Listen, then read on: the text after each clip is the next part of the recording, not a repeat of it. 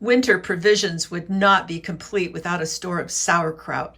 So that's what I'm putting up today. I'm just going to chop these cabbages, fill this 3-gallon crock with the cabbage. I'm going to start by carefully removing a few of the outer leaves to put on the top, and you'll see how that works.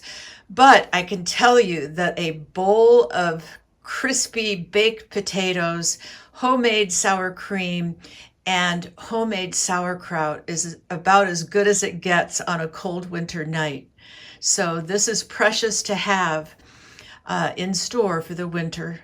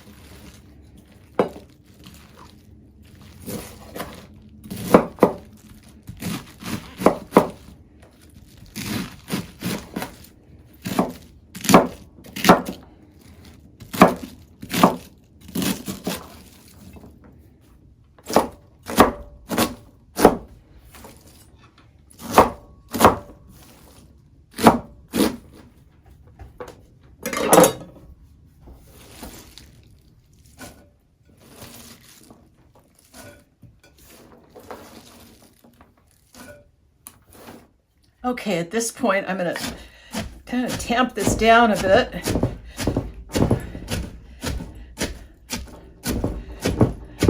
The old recipes say until the juices release, but I have never experienced cabbage so juicy that it releases liquid.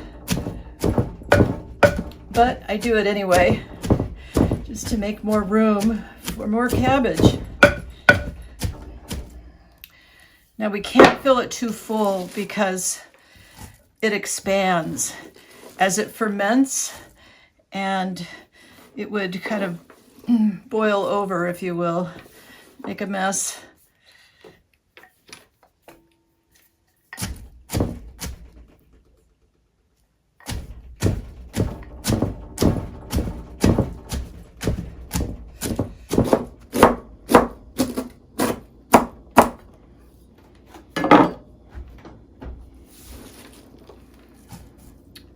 Alrighty, I think this will be perfect.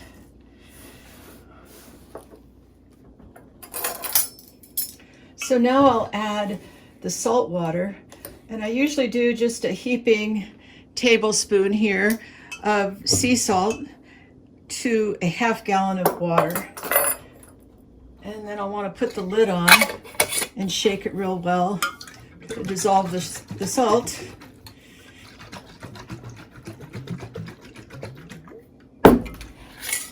And I'm just going to pour enough until I can see that the water is just almost to the top of the cabbage.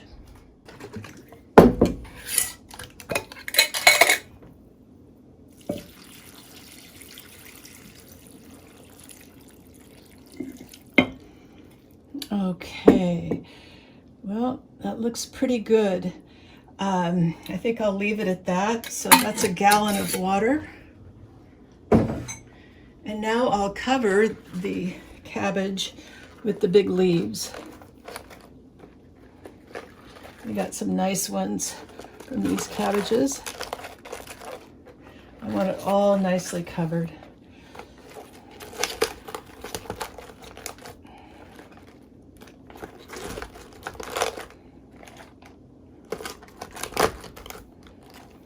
I think that's probably, well, one more. Okay, good. Now, to keep it submerged, I'm going to add a rock on top. And now we'll cover it just with a flour sack towel and some string, and we'll put it in a nice warm place for 7 days.